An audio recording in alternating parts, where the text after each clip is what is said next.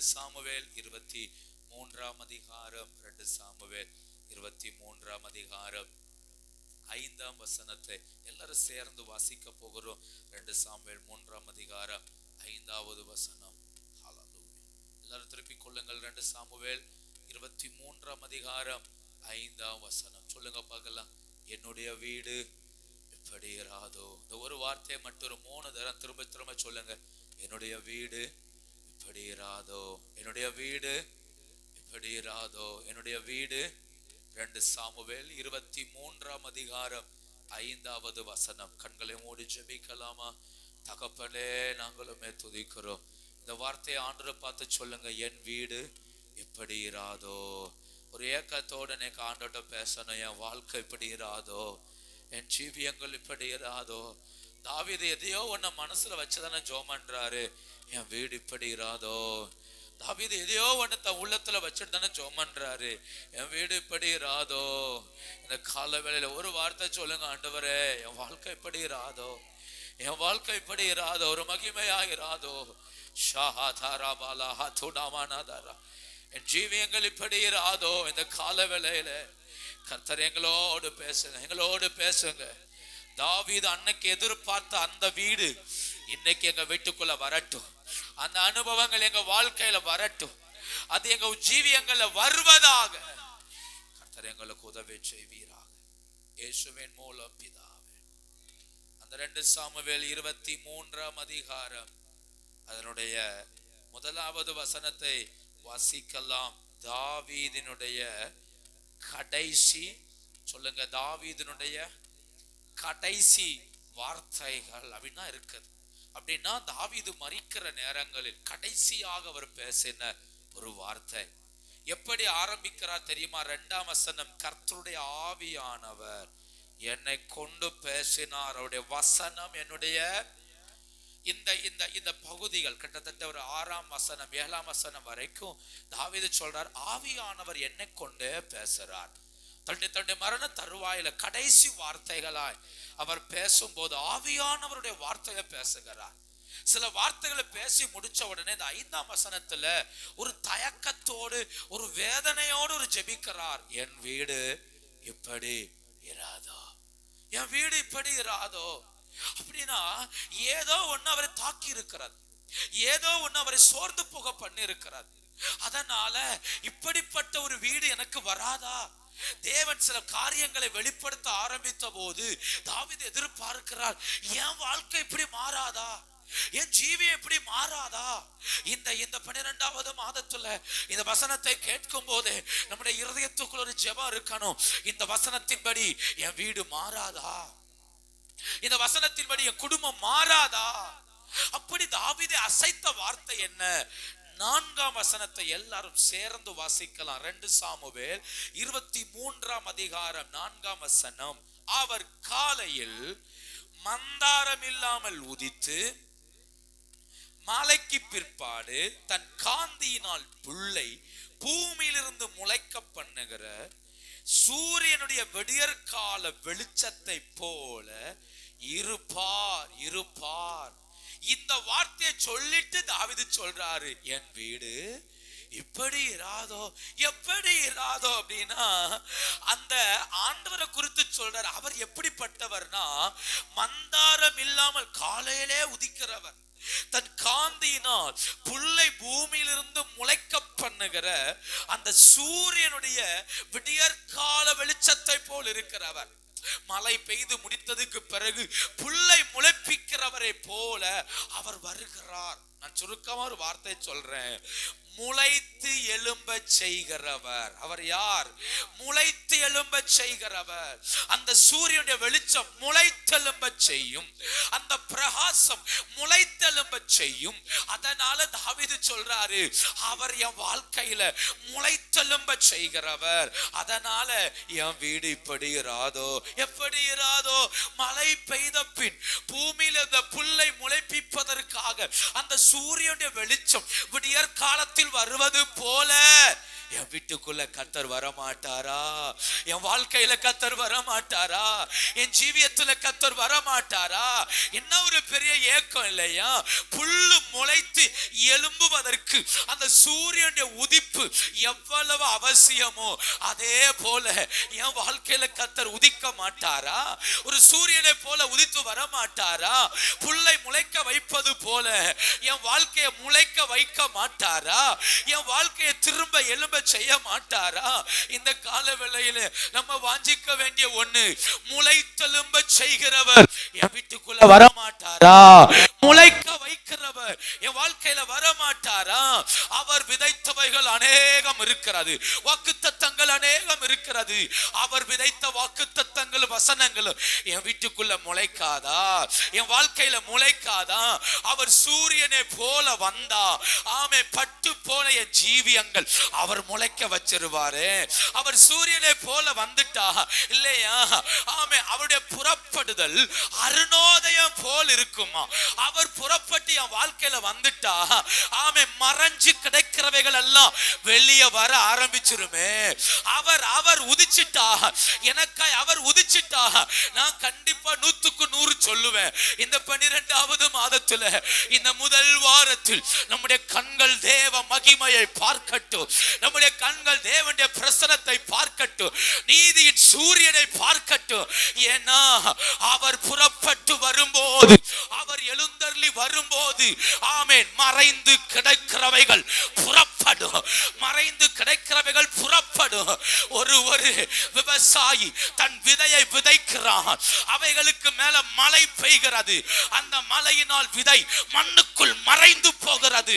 ஆனால் மறைந்து போன அந்த விதையை முளைப்பிக்கிறதுக்காய் ஒரு சூரியன் புறப்படுவது போல இந்த வருஷத்தின் 12வது மாதத்தில்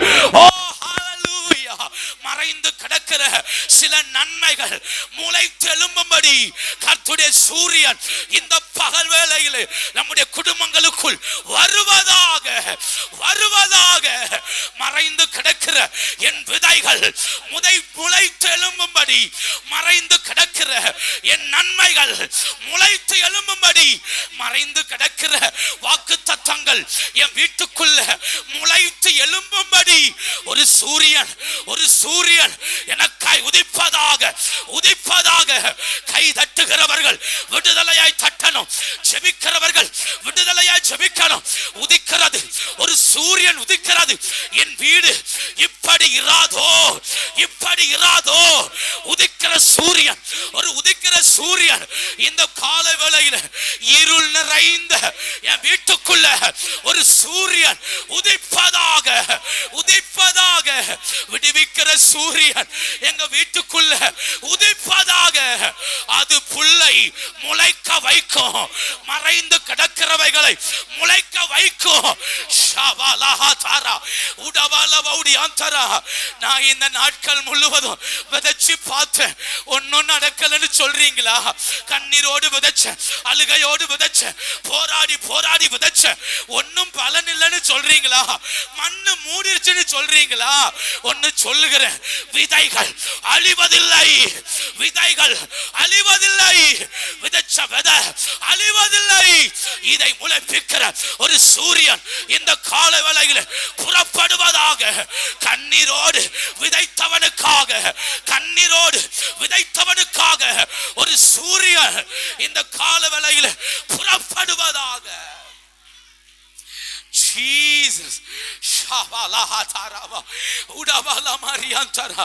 சில மண்ணு மூடிருச்சுல்ல, சில விதைகளை மண்ணு மூடிருச்சுல்ல.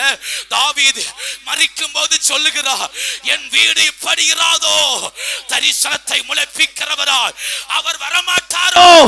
அந்த ஏக்கத்தோடு ஜெபிக்கிறோம். இந்த கால வேளையில என் வாழ்க்கையில் விதைக்கப்பட்டவைகள் முளைத்தெழும்பும்படி கர்த்தர் கிரியை செய்வாராக.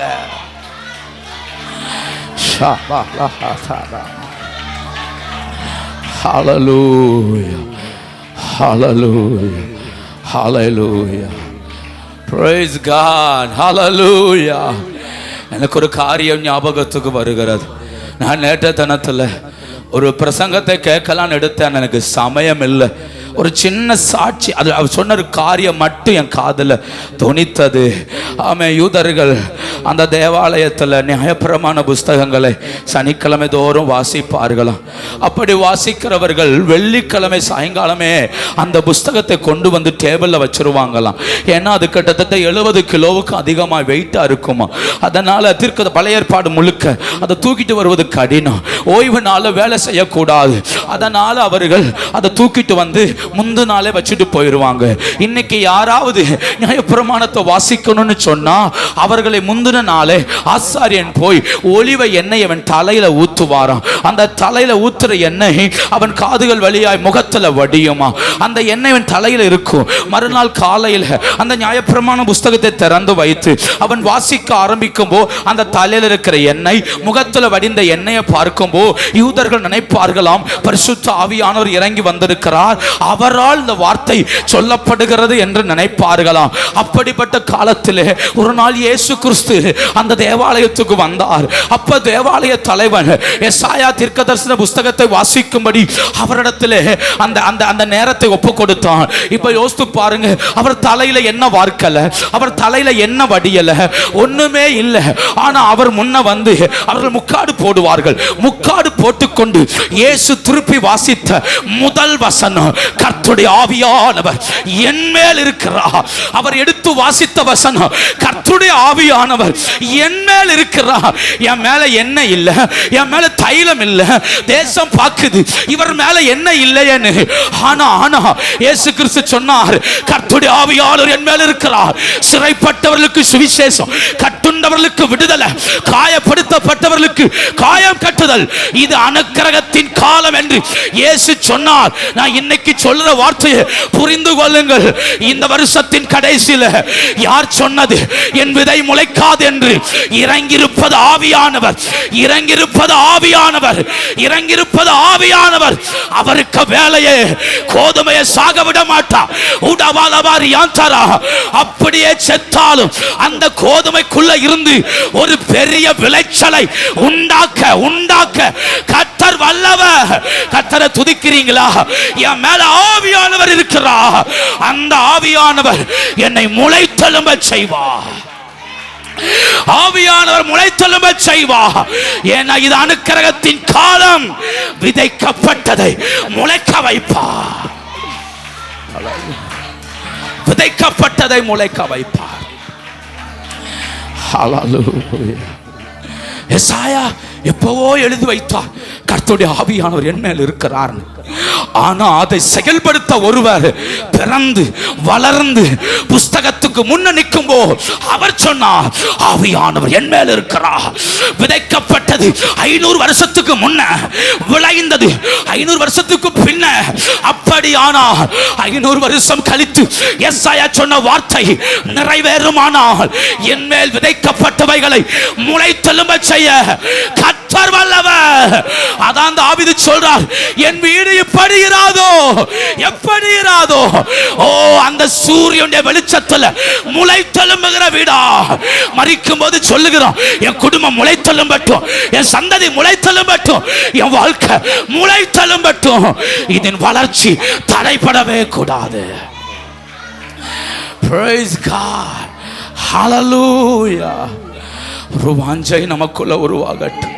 என் வீடு இப்படி இராதோ, முளைத்தெழும்புகிற வீடாயிராதோ, என் வீடு முளைத்தெழும்பாதோ. தாவீதுடைய ஏக்கம், அந்த வார்த்தை அப்படிதான் இருக்குது. அவனுடைய கடைசி வார்த்தைகள், மரிக்க போறான். சிச்சுவேஷன் ரொம்ப விகற்பமா இருக்குது. அதோனியா என்கிற ஒருவன் தனித்துவமா எழும்பிக் கொண்டிருக்கிறான். அவனோடு யோவாப் சேர்ந்து இருக்கிறான். அவனோடு அபியத்தார் ஆசாரியன் சேர்ந்து இருக்கிறான். இவர்கள் எல்லாரும் சாலமோனுக்கு விரோதமாய் எழும்புகிறார்கள். சூழ்நிலை எல்லாம் சரியில்லை. ராஜ்யம் உடைகிற நிலையில நிற்கும்போ தாவீது ஜெபிக்கிறான், என் வீடு எப்படி இராதோ, எப்படி இராதோ. புல்லை முளைப்பித்து எழுப்புகிற அந்த சூரிய பிரகாசத்தில் வாழ்வது போல என் வீடு வாழாதோ, என் வீடு வாழாதோ. இதை ஒரு ஜெபமா வைத்துக் கொள்ளணும். கர்த்தர்ட்ட ஒவ்வொரு நேரமும் கேட்கணும், ஆண்டவரே என் வீடு இப்படி இராதோப்பா. ஒரு சூரிய வெளிச்சத்துல என் வீடு நடக்காதா? ஒரு வெளிச்சத்துல என் வீடு வாழாதா? ஏசாயா 9:1-2 கர்த்தர் சொன்னாரு, பிற்காலத்துல கலிலேயா பட்டணத்தை அவர் மகிமைப்படுத்துவார். அந்த ஜனங்கள் பெரிய வெளிச்சத்தை கண்டார்கள், அறுப்பில் மகிழ்வது போல அவர்களை மகிழ பண்ணுவார். ஈனப்படுத்தின இருள் அவர்களை விட்டு விலகுன்னு சொன்னாரு. என் வீடு அப்படி இராதோ? அவை வெளிச்சமான வீடாய் மாறாதா? மகிமையாய் பிரகாசிக்கிற வீடாய் மாறாதா? என் வீட்டுக்குள்ள தேவ மகிமை வராதா? கரம் உயர்த்தி ஒரு வார்த்தை சொல்லுங்க, என் வீட்டுக்குள்ள நீர் வரமாட்டீரா? நீர் எழுந்தருள மாட்டீரா? என் வீடு இப்படி இராதா? ஆண்டவரே இறங்கும்பா. ஒப்பு கொடுத்து கேளுங்க, இறங்கும்பா. ஈனப்படுத்தின இருள் என் வீட்டை விட்டு விலகட்டுமே. ஈனப்படுத்துற இருள் என்னை விட்டு மாறட்டுமே. முளைத்து எழும்ப செய்கிற அந்த வெளிச்சம் என் வீட்டுக்குள்ள பிரகாசிக்கட்டுமே. ஹல்லேலூயா. கர்த்தர் நல்லவர். வேக வேகமாய் ஒரு 4 காரியத்தை நான் சொல்லி கடந்து போகிறேன். இந்த வெளிச்சம் எதையெல்லாம் முளைக்கச் செய்யும், எதையெல்லாம் முளைக்கச் செய்யும். ஒரு 4 காரியம் நம்முடைய வாழ்க்கையிலும் வீட்டுக்குள்ளேயும் ஊழியத்துக்குள்ளேயும் முளைக்கணும். கர்த்தர் உதவி செய்வாராக. நம்பர் 1, தரிசனம். தரிசனம் முளைக்கணும். எது முளைக்கணும் சொல்லுங்க? தரிசனம் முளைக்கணும். ஆதியாகமம் 2ஆம் அதிகாரம், ஆதியாகமம் 2ஆம் அதிகாரம் 5ஆம் வசனம், நிலத்தினுடைய சகலவித செடிகளும் பூமியின் மேல் இன்னும் உண்டாகவில்லை, சகலவித பூண்டுகளும் இன்னும் சொல்லுங்க இன்னும் முளைக்கவில்லை. ஆனா 1ஆம் அதிகாரம் 11ஆம் வசனம் என்ன சொல்லுகிறது? சரி, 12ஆம் வசனம், பூமியானது புல்லையும் தங்கள் தங்கள் ஜாதியின்படியே விதையை பிறப்பிக்கும் பூண்டுகளையும் ஜாதியின்படியே தங்களில் தங்கள் விதையுடைய கனிகளை கொடுக்கும் விருட்சங்களையும் முளைப்பித்தது தேவன். அது நல்லது என்று அவருடைய பிளான், அவருடைய விஷன் நல்லா இருக்குது. முளைப்பிக்க கடவது என்றார், முளைப்பித்தது இல்லையா? ஒரு பெரிய பில்டிங்கை கட்டும்போ சிலர் அந்த பில்டிங் இப்படிதான் இருக்குங்கிற வரைபடத்தை ஒரு பெரிய ஃப்ளக்ஸில் கட்டி அந்த ரோட்டு ஓரத்தில் என்ன செய்கிறார்கள்? வைக்கிறார்கள். அந்த பில்டிங் வேலையை பார்க்குறீங்கல்ல, இது மாதிரி என்ன செய்ய போகுது?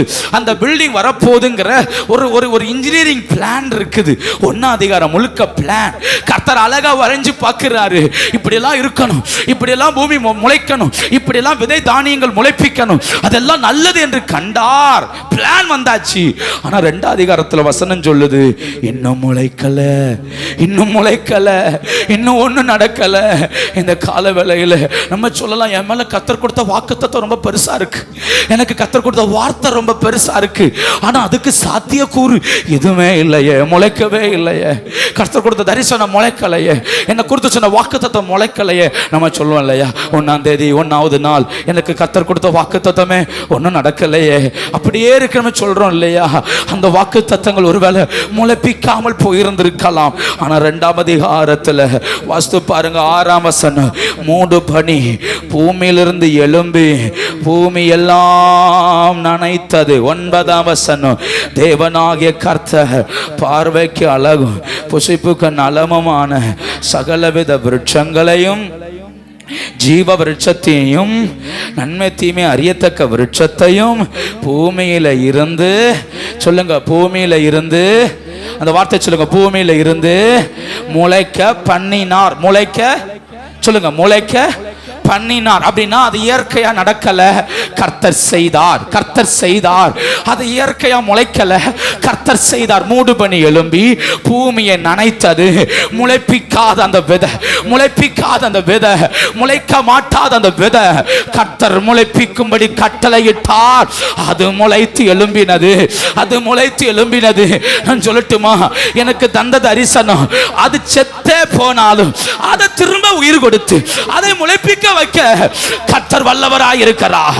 எனக்கு தந்த வாழ்க்கை ஒண்ணு இல்லாம போனாலும் அதை திரும்பவும் உயிர் கொடுத்து எழுப்பி விட கர்த்தர் வல்லவராய் இருக்கிறார். என் குடும்பம் எல்லா நிலையிலும் தரமட்டம் ஆனாலும் அந்த தரையில் இருந்து அந்த புழுதியில் இருந்து என்னை திரும்பவும் உழைப்பிக்க கர்த்தர் வல்லவர்.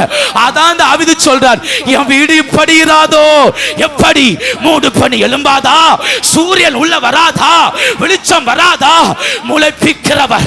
அவர் பேரே முளைப்பிக்கிறவர். அது முளைக்காம இருக்கலாம், நான் முளைக்க மாட்டேன்னு அடம் பிடிக்கலாம், ஆனா முளைக்க வைக்க கர்த்தர் வல்லவர். ஹல்லேலூயா. இயேசு கிறிஸ்துவுக்கு கல்லறைக்குள்ள 3 நாள் தான் பெர்மிஷன். பிதா கொடுத்த பெர்மிஷன் 3 நாள் தான். அப்போஸ்தலர் 2 சொல்லுது, தேவன் அவரை எழுப்பினார். அப்படின்னா என்ன அர்த்தம்? நேரம் முடிச்சு, இதுக்கு மேல இங்க இருக்க வாய்ப்பில்லை, எழுப்பினார். இந்த காலை வேளையில எனக்கு குறிக்கப்பட்ட நேரம் முடிஞ்சாச்சு, இனி எழுப்புவா, இனி எழுப்புவா. ஜீவன் இல்ல, கல்லறைக்கு வெளியே பாதுகாப்பு, மாற்றம் வராது நினைச்சாலும் லாசருவை பார்த்து அந்த மரியாள் மார்த்தாலும் சொன்ன வார்த்தை, இனி நாரும், இனி என்ன செய்யும், நாரும் கெட்டு போயிடுச்சு, 4 நாள் ஆயிருச்சு. ஆனா கர்த்தர் என்ன சொல்லியிருப்பார், ஏன் 4 நாளா அந்த சரத்தை நார விடாதபடி கர்த்தர் பாதுகாத்துட்டு இருக்கிறாரு. 4 நாளா அந்த சரம் கெட்டு போகல. புழுக்கள் சொல்லுது, இடம் கொடுங்க, நான் அந்த சரத்தை மேற்கொள்ளட்டும்னு. கர்த்தர் விட மாட்டேன்றாரு. ஆமே, அந்த சரீரம் நாரி ஒழுகணும், கர்த்தர் விட மாட்டேன்றாரு. ஏன்னா கர்த்தருக்கு தெரியும், இது இந்த கல்லறைக்குள்ள 4 நாள் மட்டும்தான் இருக்கணும், 4 நாள் மட்டும்தான் இருக்கணும். நான் தீர்க்க தரிசனமா இந்த காலவெல்ல சொல்றேன், நம்மில் அநேகரை கர்த்தர் எழுப்ப போகிறார், கர்த்தர் எழுப்ப போகிறார். போதும், முடிந்தது, இனி படுத்து கிடந்தது முடிந்தது, விழுந்து போனது முடிந்தது. கர்த்தர் எழுப்புவார், கர்த்தர் எழுப்புவார். இது அவர் எழுப்புகிற நேரம். இன்னைக்கு ஒரு மூடு பணி, ஒரு மூடு பணி ஒவ்வொரு சரீரங்கள் மேலையும், ஒவ்வொரு வீட்டுக்குள்ளையும், ஒவ்வொரு சபைக்குள்ளையும் பாய்வதாக, பாய்வதாக. ஒரு மூடு பணி, ஒரு மூடு பணி. இந்த பணிக்க வேலையே மறைந்து கிடக்கிறவை புறப்பட பண்ணும், அவைகளை முளைக்க வைக்கும்.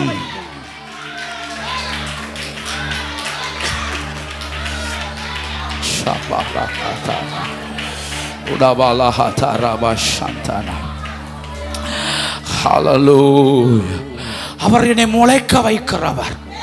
எனக்குள் விதைத்த வாக்கு தத்தங்கள், எனக்குள் விதைத்த தரிசனங்கள், என் பிள்ளைகள், என் குடும்பம், என் எதிர்காலம், ஊழியம், எதெல்லாம் மண்ணினால் மறையப்படுகிறதோ அவைகள் எல்லாம் கர்த்தர் முளைக்க வைப்பார்.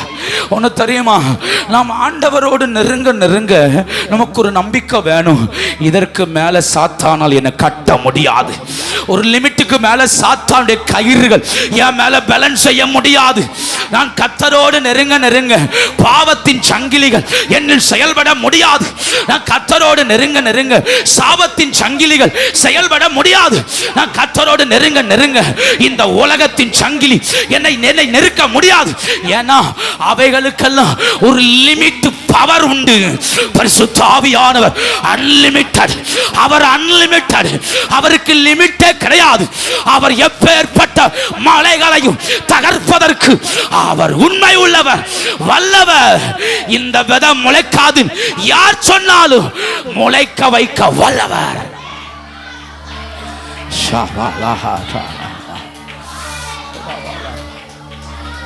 நான் சொல்ற வார்த்தையை உங்க ஆவியில் எடுத்துக்கொள்ளுங்க.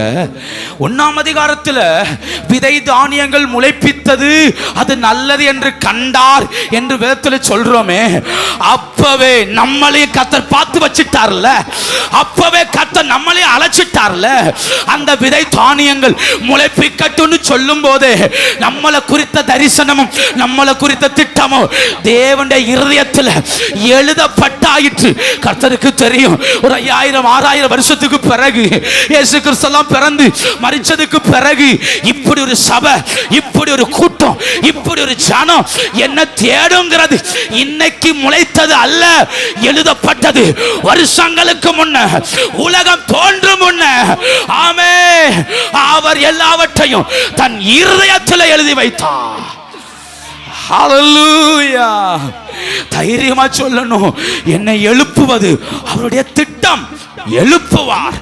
என்னை உயிர்ப்பிப்பது அவருடைய திட்டம், உயிர்ப்பிப்பார். தாவீது சொல்றார், என் வீடு படியிராதோ. வருஷத்தின் கடைசியில் நிற்கிறோம். இனி செத்துப்போன அனுபவத்துக்குள்ள வீடு போகக்கூடாது. செத்துப்போன அனுபவத்தை விரும்பக்கூடாது. இனி முளைத்து எழும்பணும், இனி முளைத்து எழும்பணும், இனி வளரணும், இனி கொடுக்கணும். கர்த்தர் நமக்கு கிருபை தருவாராக. ஒன்று. இரண்டாவது, நமக்குள் எது முளைக்க வேண்டும்? சத்தியம் நமக்குள்ள முளைக்கணும்.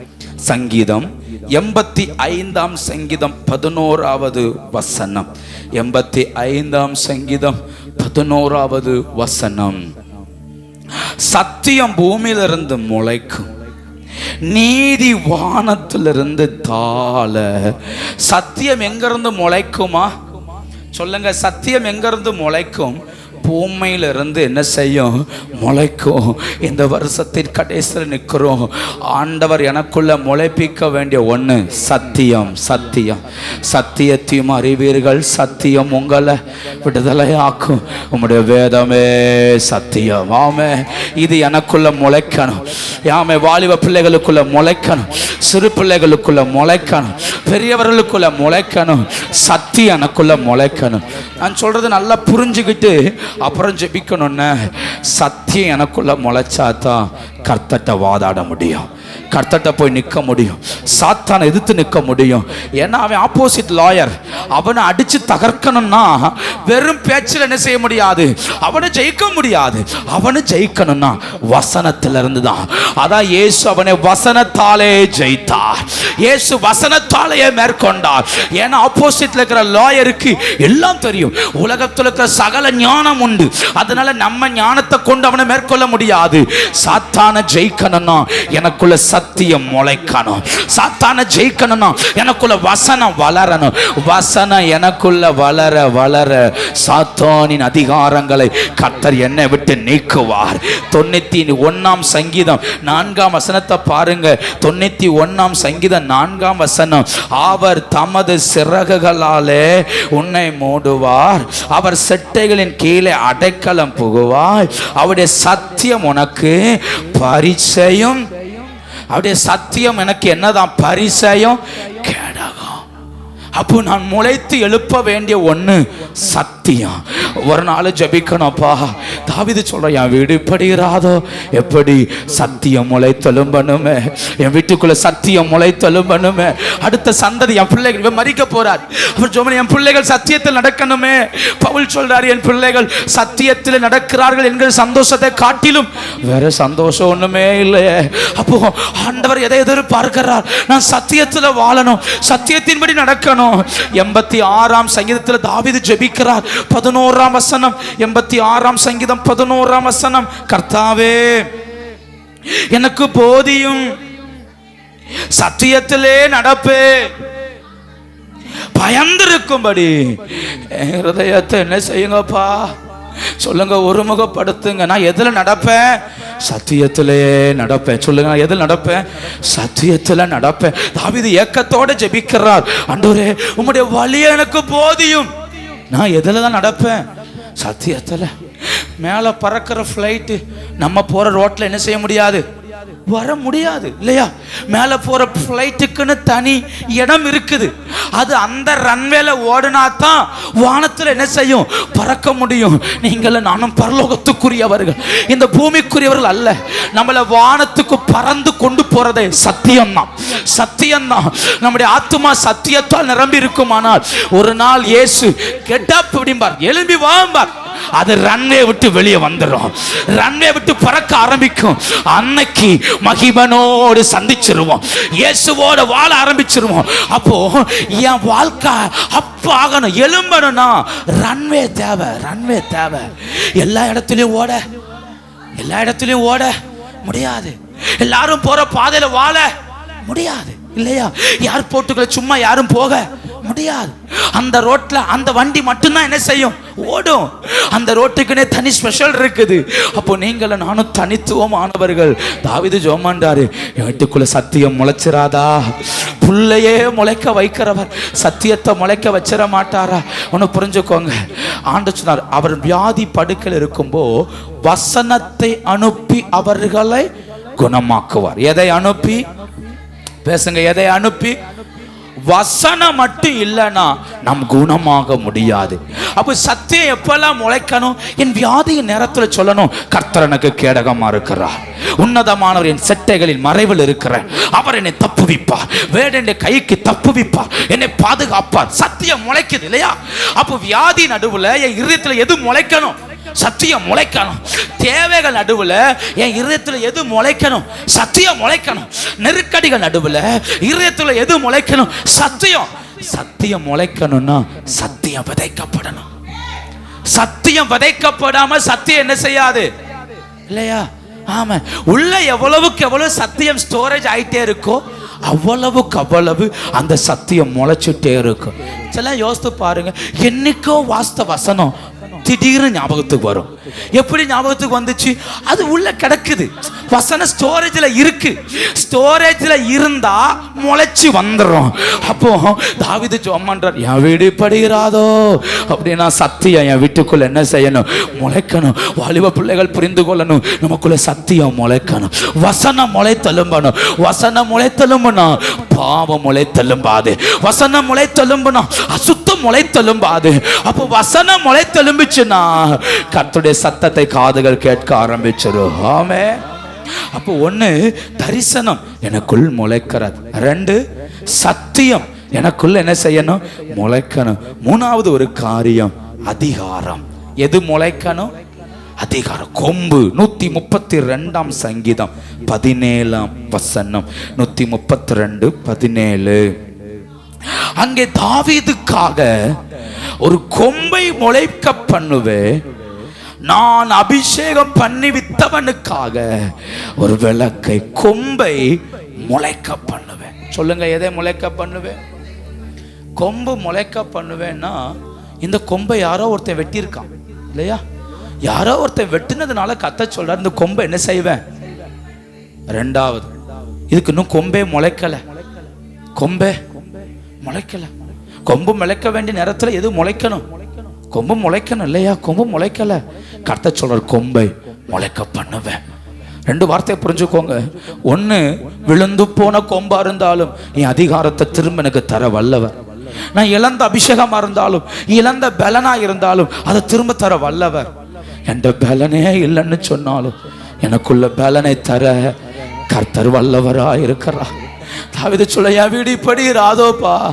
எப்படி? இந்த ரெண்டும் வேணும்.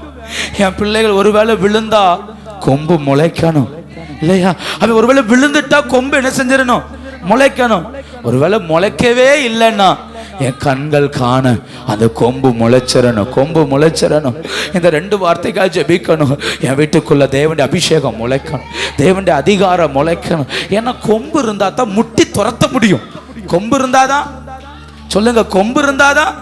ஒரு வசனம் உண்டு தெரியுமா? மீகா புஸ்தகத்துல ஹல்லேலூயா, திருப்பிக் கொள்ளுங்க. மீகாவின் புஸ்தகம் 3ஆம் அதிகாரம் நினைக்கிறேன். ஹல்லேலூயா. 4ஆம் அதிகாரம் 13ஆம் வசனத்தை வாசிங்க. சீயோன் குமாரத்தியே, நீ எழுந்து போரடி, உன் கொம்புகளை இரும்பும், உன் குழம்புகளை என்ன ஆக்குவேன்? என்ன பயங்கரம் இல்லையா? உன் கொம்பை என்ன ஆக்குவேங்கிறாரு? இரும்பு. இரும்பு இல்லையா? கொம்பு என்னவாகுமா? யுத்தத்துக்கு போற குதிரைகளை இரும்பு கேடகத்தினால் அலங்கரிப்பார். ஏன்னா அந்த குதிரை சீக்கிரம் செத்துறக்கூடாது. அப்படியே முகத்துல, அப்படியே சரீரத்துல இரும்பு கவசங்களை போடுவாங்க. எல்லாத்துக்கும் மேல பாதம் இருக்கு பாருங்க, அந்த பாதத்தை நல்லா வெட்டி செதுக்கிட்டு இரும்பினால் உண்டாக்கப்பட்ட அந்த அந்த குழம்புகள் மேல இரும்பு உலோகத்தால் உண்டாக்கப்பட்ட ஷூ மாதிரி என்ன செய்வாங்கன்னா மாட்டுவாங்க. அதை இங்க சொல்லுது வெண்கலத்துல மாட்டுவேங்கிறார். இது எதுக்குன்னா, இது எவ்வளவு கல்லு மண்ணு பாறை முள்ளுல ஏறி ஓடினாலும் இந்த கால்களுக்கு ஒரு சேதமும் வராது. கர்த்தர் சொல்றாரு, உன்னை சும்மா விட மாட்டேன்பா, உன் கொம்புகளை இரும்பாக்குவேன். எதுக்கு? நீ சத்துருக்களை முட்டி துரத்தணும். எதுக்கு எனக்கு அதிகாரம் தேவை? எதுக்கு அதிகாரம் முளைக்கணும்னா, எனக்கு விரோதமா எழும்பி நிக்கிறத போன்லாம் போகாது. முட்டி என்ன செய்யணும்? சில நேரம் முட்டுனா தான் என்ன செய்யும்? போகும். அது நம்ம பேசும்போதெல்லாம் போகாது. போராடி இயேசுவின் நாமத்தினால முட்டுனா தான் அது போகும். என்ன முட்டும் போது சில நேரம் நமக்கு தலை வலிக்கத்தான் செய்யும். முற்றதுனால சில நேரம் கஷ்டமா இருக்கத்தான் செய்யுது. ஒருவேளை முட்டி துரத்தும் போ என் கொம்பு உடைஞ்சாலும் வசனம் சொல்லுது, அவன் கொம்பை முளைக்க பண்ணுவேன். அவன் கொம்பு முளைச்சிட்டதா இருக்கும். அப்போ அதிகாரம் அபிஷேகங்கிறது அது எனக்குள்ள முளைச்சிட்டே இருக்கணும். கர்த்தர்ட்ட சொல்லணும், அந்த அந்த அபிஷேகம் அந்த மகிமை எனக்குள்ள முளைச்சிட்டே இருக்கணும். உடைய உடைய புதுசாயிட்டே இருக்கணும். உடைய உடைய புதுசாயிட்டே இருக்கணும். ஒருவேளை எனக்குள்ள அபிஷேகம் இல்லைன்னா புதிய அபிஷேகம் ஒரு கொம்பாய் அது முளைத்து எழும்பணும். நான் இனி சாத்தானை முட்டி துரத்தணும். வியாதிகளை முட்டி துரத்தணும். அந்தகாரங்களை முட்டி துரத்தணும். இத தாவீது இளமையில சொல்லல, தன் முதுமையில சொல்றான். என் வீடு இப்படி இராதோ, என் குடும்பம் முட்டி துரத்துற குடும்பமா கர்த்தர் மாற்றணும். ஹல்லேலூயா, ஹல்லேலூயா, ஹல்லேலூயா. இன்னைக்கு நான் பேரண்ட்ஸ் மீட்டிங் இன்னைக்கு வைக்கல, ஆனால் பெற்றோர்களுக்கு ஒன்று சொல்கிறேன், நல்லா புரிஞ்சுக்கோங்க. இந்த 3 வார்த்தையை உங்கள் பிள்ளைகளுக்கா ஜெபம் பண்ணுங்க. ஆண்டவரே, என் பிள்ளைகளுக்குள்ள தரிசனம் முளைக்கட்டும், என் பிள்ளைகளுக்குள்ள சத்தியம் முளைக்கட்டும், என் பிள்ளைகளுக்குள்ள கொம்பு முளைக்கட்டும். ஏன்னா இதெல்லாம் முளைப்பிப்பதற்கு பெற்றோர் தேட வேண்டியது அந்த சூரியனை. ஒரு பெற்றோர் உட்கார்ந்து அந்த சூரியனை தன் வீட்டுக்குள்ள கொண்டு வந்துட்டான். மகிமையின் பிரசனத்தை தன் வீட்டுக்குள்ள கொண்டு வந்துட்டான். தாவீது சொல்றார், இனி என் வீடு இப்படி இராதோ. என் கண்கள் முன்ன இருக்கிற அந்த மகிமையானவர் என் வீட்டை இப்படி மாற்ற மாட்டாரா? சத்தியம் நிறைந்த வீடாய், கொம்பு நிறைந்த வீடாய் என் வீடு, ஆமே, தரிசனம் நிறைந்த வீடாய் மாறுவதாக. மாறணும். கர்த்தர் உதவி செய்வாராக. ஹல்லேலூயா. இதான் தாவீதின் கடைசி வார்த்தைகள் வென்றிருக்குது. அப்போ பாதிப்புக்குள்ளாக்கப்பட்டவன்னா இந்த வார்த்தையை சொல்ல முடியும் இல்லையா? மோசே ஒரு இடத்துல சொல்றாரு யோசுவாட்ட, எனக்கா நீ வைராக்கியம் காண்பிக்கிறியா? இந்த 30 லட்சம் பேரும் தீர்க்க தரிசன ஆவினால் நிரம்புனா எனக்கு சந்தோஷமா இருக்கும். வெறும் 70 பேர் மாத்திரம் அல்ல, இவங்க எல்லாரும் மேலே அபிஷேகம் இறங்கணும். ஏன்னா பாதிக்கப்பட்டவனுக்கு தான் அபிஷேகத்துடைய வேல்யூ தெரியும். விழுந்து போனவனுக்கு தான் அபிஷேகத்துடைய வேல்யூ தெரியும். தடுமாறி எழுந்தவனுக்கு தான் தேவனை குறித்த வேல்யூ தெரியும். நல்லா புரிந்து கொள்ளுங்க. ஒருவேளை உங்களை கர்த்தர் பாரப்படுத்துவார், ஆனால் நீங்க ஜெபிக்க வேண்டிய ஒரு ஜெபமாக்கும். என் வீடு இப்படி இராதோ, சத்தியத்தினால் நிரம்பின வீடா இராதா? கர்த்தர்ட்ட கேட்கணும், தரிசனத்தினால் நிரம்பின வீடா இராதா? என் வீடு கொம்பினால இரும்பு கொம்பாய் நிரம்பின வீடா இராதா? நான் கேட்கிறேன், தாவீதுக்கு 17 வயசுல தானே சிங்கத்தை கொன்னா, கரடிய கொன்னா. 17 வயசுல சிங்கத்தையும் கரடியவும் எதிர்த்து நின்று அவனால கொல்ல முடியாத அளவுக்கு தேவ அபிஷேகம் அவனுக்குள் இருக்குமானால் ஏன் இன்னைக்கு நம்மளை கொண்டு செய்ய மாட்டாரா? பாவம் சிங்கத்தை போல விழுங்க பார்க்குதில்ல, உலகம் சிங்கத்தை போல விழுங்க பார்க்குதில்ல, வாழ்க்கையவே நாசமாக்க பார்க்குதில்ல. அதை முட்டி துரத்த நீங்க கர்த்தத்தை கேட்கணும். எனக்கு ஒரு கொம்பு வேணும்பா, எனக்கு ஒரு அபிஷேகம் வேணும்பா, எனக்கு ஒரு கிருபை வேணும்பா. அது எனக்கு வந்தாச்சுன்னா என்னை எதிர்த்து நிற்கிறவைகளை என்னால முட்டி துரத்த முடியும், ஜெயம் எடுக்க முடியும். ஹல்லேலூயா. இந்த கால வேளையில நான் இதோடு என் வார்த்தையை முடித்துக் கொள்ளுகிறேன். நம்ம ஆண்டோட்ட கேட்க வேண்டிய ஒண்ணு, என் வீடு இப்படி இராதோ. எல்லாரும் முழங்கள் படிடுவோமா? ஓ அல்லேலூயா. எலும்புகள் உருவாகல, நரம்புகள் உருவாகல, தசைகள் உருவாகல, தரிசனம் உருவா. எல்லாரும் முழங்கால் படிட்டு சேர்ந்து தரிசனம் உருவானது சொல்லுங்க பார்க்கலாம். எலும்புகள் உருவாகல, நரம்புகள் உருவாகல, தசைகள் உருவாகல, தரிசனம் உருவானது. தாய் கருவிலே தரிசனம் சொல்லுங்க பார்க்கலாம். எலும்புகள் வாலிப பிள்ளைங்களா சொல்லுமா, இன்னைக்கு ஒரு தரிசனம் முளைக்கட்டும். தசைகள் உருவாகல, உருவானதே. தாய் கருவிலே தரிசனம் உருவானதே. எலும்புகள் உருவாகல, நரம்புகள் உருவாகல, தசைகள் உருவாகல, தரிசனம் உருவானது. தாய் கருவிலே தரிசனம் உருவான. நீங்க பாடுங்கம்மா. எலும்புகள் இன்னைக்கு உருவாகட்டும், இன்னைக்கு உருவாகட்டும், இன்னைக்கு உருவாகட்டும். உருவாகல, தரிசனம் உருவானது. தாய் கருவிலே தரிசனம் உருவானதே. எலும்புகள் நீங்க சொல்ல சொல்ல, நீங்க சொல்ல சொல்ல, இன்னைக்கு ஒரு பலத்த மகிமை, இன்னைக்கு ஒரு பலத்த மகிமை உருவாகட்டுமே. உருவானதே. தாய் கருவிலே தரிசனம் உருவானது. எப்படிப்பா உமக்கு நன்றி சொல்லுவேன், சொல்ல வார்த்தையே இல்ல. நீங்க போது என் வாழ்க்கை முழுவதும் வேறு ஆசையே இல்ல. எப்படிப்பா உமக்கு நீங்க சொல்ல சொல்ல ஒரு மகிமை இன்னைக்கு மூடணும், ஒரு மகிமை இன்னைக்கு மூடணும், ஒரு மகிமை மூடணும். எலும்புகள் எலும்புகள் உருவாகல, நரம்புகள். வாலிப பிள்ளையா ஜோமனிருமா, ஜோமனிருமா. இன்னைக்கு ஒரு தரிசனம் முளைக்கட்டும், இன்னைக்கு ஒரு தரிசனம் முளைக்கட்டும், இன்னைக்கு ஒரு தரிசனம் முளைக்கட்டும். உடவாளவா சந்தனாதரா. இது எழும்புகிற நேரம், இது எழும்புகிற நேரம், இது எழும்புகிற நேரம். ஷாபாலா ஹாதாரமா அவுடவாலா ஹத்துடாதரா அத்தேரேவாலவோ ரியாந்தராதரா அத்தரகத்துடா. இது மகிமை உருவாகிற நேரம். செபிக பாகல ஓரா காதாரவாலவௌடி உடவலதே. தாய் கருவிலே தரிசனம் உருவான.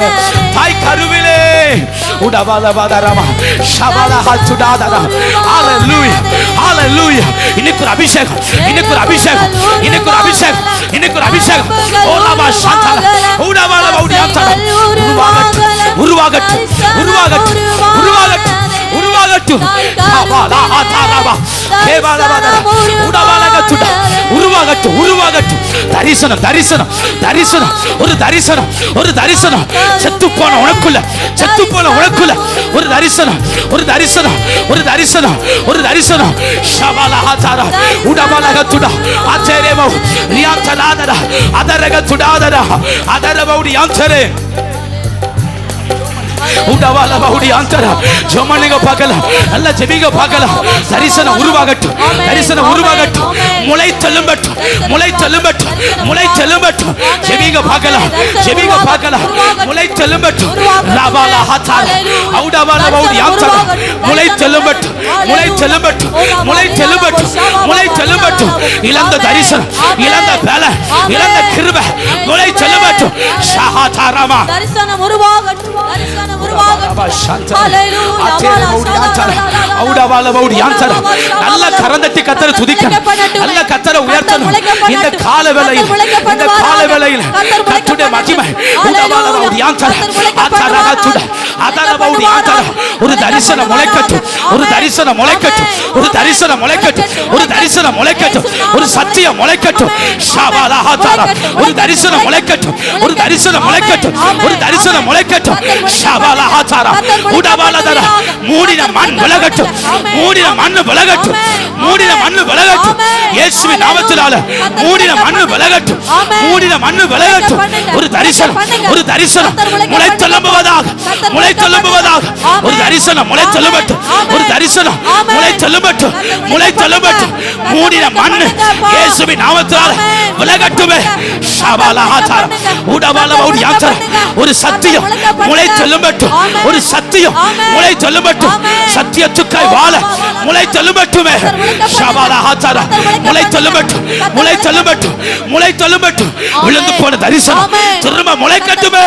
ஹalleluya. கர்த்தர் முளைக்க பண்ணுங்க, கர்த்தர் முளைக்க பண்ணுவீரா. உடவால மாறி முளைக்க பண்ணுங்க. ஹalleluya. விடாதீங்க. நல்ல ஜெபிங்க, நல்ல ஜெபிங்க, நல்ல ஜெபிங்க, நல்ல ஜெபிங்க, நல்ல ஜெபிங்க பார்க்கலாம். ஓ ராகாதாரமா உடவால பவுடி ஆன்சரா. நல்ல ஜெபிக்கணும், நல்ல ஜெபிக்கணும், நல்ல ஜெபிக்கணும். வாய் திறந்து எல்லா பெரியவர்கள் ஜெபம் பண்ணுங்க. சத்தியம் முளைக்கட்டும். அந்த சூரியன், அந்த சூரியன் பிள்ளைகள் மேல உதிக்கட்டும், பிள்ளைகள் மேல உதிக்கட்டும், உதிக்கட்டும், உதிக்கட்டும். ஒரு மகிமை உதிக்கட்டும், ஒரு மகிமை உதிக்கட்டும். இயேசுவின் நாமத்தினால ஒரு மகிமை உதிக்கட்டும், ஒரு மகிமை உதிக்கட்டும், ஒரு மகிமை உதிக்கட்டும். இயேசுவின் நாமத்தினால ஒரு மகிமை பிள்ளைகள் மேல உதிப்பதாக. ஷபாலா ஆதாரா மகிமை உதிக்கட்டும், மகிமை உதிக்கட்டும், மகிமை உதிக்கட்டும். ஷாதேரேமா ஆதாரகத்துடா ஆதாரபவுடி ஆதாரா மகிமை உதிக்கட்டும்பா, மகிமை உதிக்கட்டும்பா, மகிமை உதிக்கட்டும்பா. ரபாலா ஆதாரா ஒரு சூரியன் பிள்ளைகளை உதிக்கட்டுமே.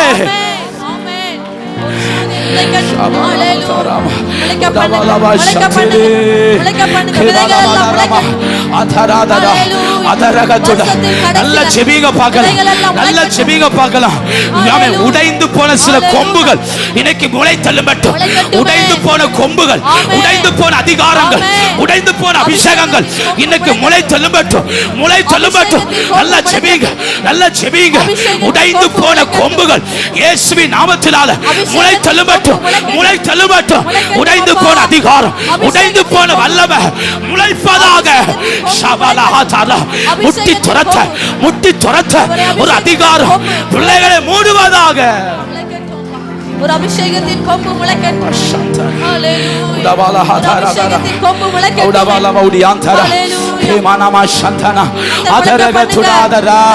எத்தனை பேர் ஜெபிக்கிறீங்க, எத்தனை பேர் ஜெபிக்கிறீங்க?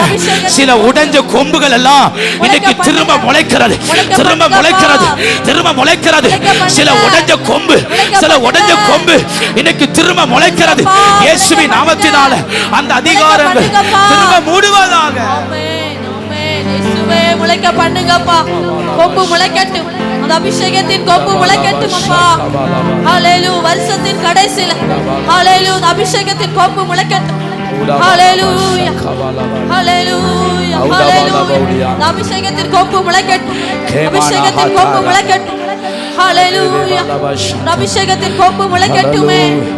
எத்தனை பேர் ஆண்டவருடைய முகத்தை நோக்கி பார்க்கிறீங்க இந்த கால வேளையில? தாவீது இதைத்தான் கேட்கிறார். என் வீடு இப்படி இராதோ, என் வீடு இப்படி இராதோ, முளை தெலும்புகிற வீடா இராதோ. எத்தனை பேர் ஜெபிக்கிறீங்க? என் வீடு முளை தெலும்புகிற வீடா இராதோ, என் வீடு முளை தெலும்புகிற வீடா இராதோ, மகிமையை காண்கிற வீடா இராதோ, வல்லமையை காண்கிற வீடா இராதோ, என் வாழ்க்கை மகிமையாய் மாறாதோ. கர்த்தரை கேளுங்க பார்க்கலாம், கேளுங்க பார்க்கலாம். சிம்சோனுடைய முடி அவனுக்கு திரும்ப முளைத்தது, சிம்சோனுடைய முடி திரும்ப முளைத்தது. கர்த்தரை கேட்க முடியுமா? இன்னைக்கு விழுந்து போன எல்லாம் திரும்ப முளைக்கட்டும், விழுந்து போன எல்லாம் திரும்ப முளைக்கட்டும், விழுந்து போனவர்கள் திரும்ப முளைப்பதாக. முளைக்க பண்ணுங்கப்பா. ஹalleluya. இயேசுவே முளைக்க பண்ணுங்கப்பா. ஹalleluya, ஹalleluya. நம்ம முளைக்கட்டுமே. ஹalleluya. முளைக்க பண்ணுங்க இயேசுவே. ஹalleluya, ஹalleluya. ரெண்டு கரம் உயர்த்தி ஆண்டவரை பார்த்து ஒண்ணே ஒன்று சொல்லுங்க. இனி நான் இருளுக்குள் வாழக்கூடாது, இனி நான் இருளுக்குள்ள வாழக்கூடாது, என்னை இருளுக்குள்ள வாழக்கூடாது. வெளிச்சத்துல, வெளிச்சத்துல, வெளிச்சத்துல, வெளிச்சத்துல என்னை நிறுத்திடணும்ப்பா. இனி நான் இருளுக்குள்ள வாழக்கூடாது. சொல்லுங்க, எங்க வாழ்க்கை இருளுக்குள்ள இருக்கக்கூடாது. வெளிச்சத்துல, வெளிச்சத்துல, வெளிச்சத்துல, வெளிச்சத்துல, வெளிச்சத்துல, வெளிச்சத்துல உதிக்கிறவன் ஒளி நடத்திருக்க ராஜாக்கள் நடந்து வருவாள்னு சொன்னீரு. எங்க வாழ்க்கை உதிக்கிற வெளிச்சமாய் மாறட்டும், எங்க குடும்பங்கள் உதிக்கிற வெளிச்சமாய் மாறட்டும். உதிக்கிறவுடைய வெளிச்சம் எங்க வீட்டுக்குள்ள பிரகாசிப்பதாக. வெளிச்சத்துல நிறுத்துங்கப்பா, எங்க குடும்பத்தை வெளிச்சத்துல நிறுத்துங்கப்பா. ஆமென். இயேசுவே நான் நம்புவே, நம்புவே உம்மை மட்டுமே என் வாழ்வி நம்பிக்கையே நீதானையா. நான் நம்புவேன் நம்புவேன் உம்மை மட்டுமே என் வாழ்வின் நம்பிக்கையே நீதானையா. ஓ நான் நம்புவேன். நம்புவேன் ஹalleluya. உம்மை மட்டுமே உங்களை மட்டும்தான்ப்பா. வாழ்வின் நம்பிக்கையே நீதானையா. நான் ஒண்ணு சொல்றேன்மா, என்னை செத்து போக விட மாட்டார். என் ஆத்துமாவை செத்து போக விட மாட்டார். ஏன்னா அது அவர் விதைச்சது, இது அவர் விதைச்சது, அதை செத்து போக விட மாட்டார். இதை முளை தழும்ப செய்ய வல்லவர், இதை உயிர்ப்பிக்க கத்தர் வல்லவர். விழுந்து போன என் வாழ்க்கையை மகிமைப்படுத்த கத்தர் வல்லவர். அவன் கொம்பை முளைக்க வைத்து பலப்படுத்த வல்லவர். திரும்பவும் நிலைநிறுத்த கத்தர் வல்லவர். ஜீவனுள்ள பிதாவே, ஆசீர்வதிக்கப்பட்ட நல்ல சாயங்கால வேளை காலை வேளைக்காய் நன்றி. உம்முடைய பலன் எங்களை மூடி இருக்கிறதுக்காய் ஸ்தோத்திரம். ஆண்டவர் தாவீது சொன்னது போல் என் வீடு இப்படி இராதோ என்று தாவீது ஏங்கினான். அந்த ஒரு மகிமையான வீட்டை தாவீது விரும்பினான். முளைத்து எழும்புகிற அந்த சூரியனுடைய வெளிச்சத்துல வாழ விரும்பினான். அந்த வெளிச்சம்தான் சத்தியத்தை முளைக்க வைத்தது, தரிசனத்தை முளைக்க வைத்தது, கொம்புகளை முளைக்க வைத்தது.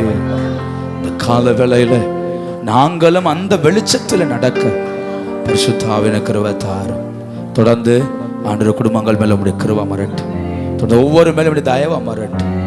எல்லாவற்றையும் பொறுப்படுத்திக் கொள்ளும். இயேசுவின் மூலம் ஜெபங்கேலும் நல்ல பிதாவே.